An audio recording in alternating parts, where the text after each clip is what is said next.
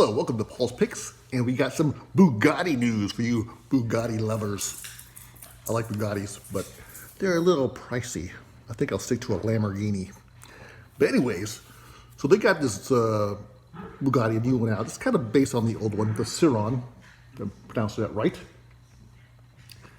Because apparently the old one, or the one that they have now, the regular one that you can buy off the market, it's governed.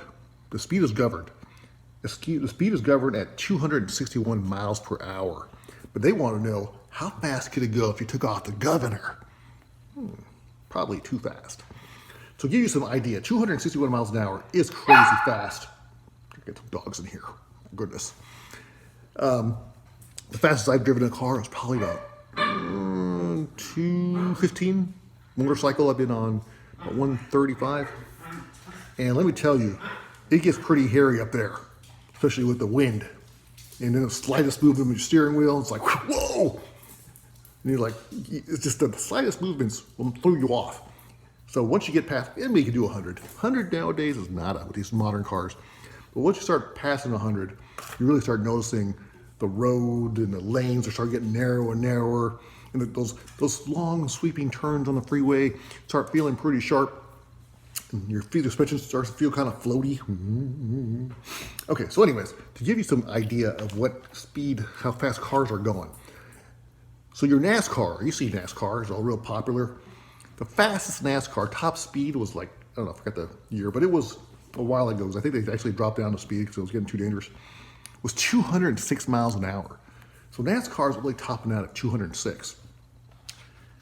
Indy cars, I was kind of shocked. Indy cars travel about 240 miles an hour. So even your stock, lame Bugatti Chiron can beat those cars. So that's pretty impressive. Okay, so how about a top fuel dragster?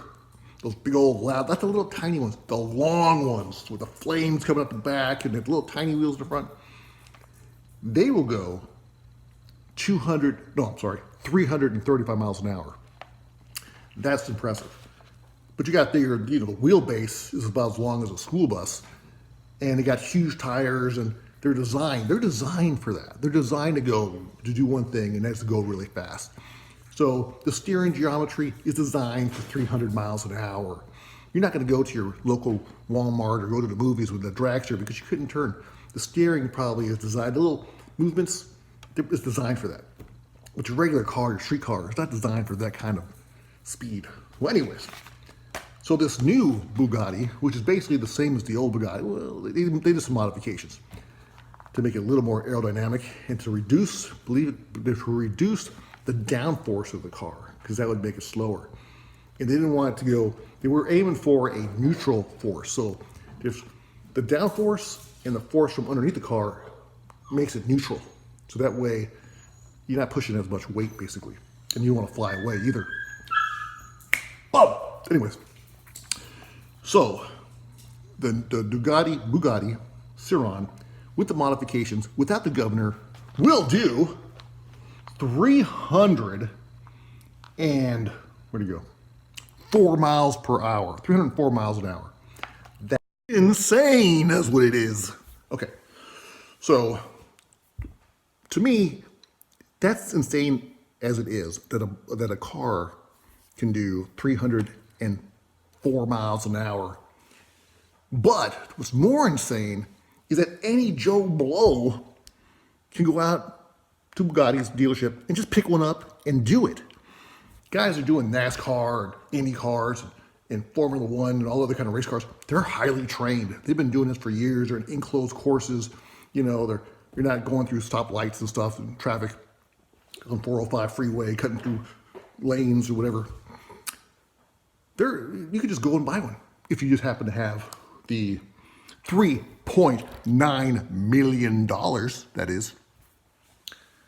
But that is insane. Whereas if you really were, all you need to do to have a car so fast that you can kill everybody is have a little bit of money. No training, just money. But they're only selling 300. But no,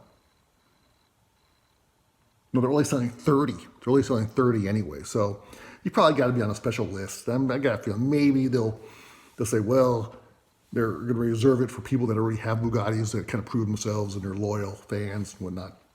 But if you had the money, you can buy one and go really, really, really fast. Well, that's all I got for today. Thanks for watching Paul's Pick. Make sure you hit like and subscribe because I can use your support. Make a comment. Tell me what you think. Which is the coolest? I want to know which is the coolest supercar out there. I know a lot of people like Bugattis. I like them too, but they're a little out of my price range. And I don't know. I still like Lamborghinis. As a kid, those were the ones. Those were the coolest cars. I still think they're the coolest cars. I know they're not like to the level as a lot like the fit and finish. I think it's what makes a supercar more super expensive than the Lamborghinis. I think they're actually a little basic on the inside, not super plush. But I don't know. I gotta try one out. But I still think they look the best. So, thanks for watching. Tell me what you think in the comments. Hit like and subscribe. You're the best.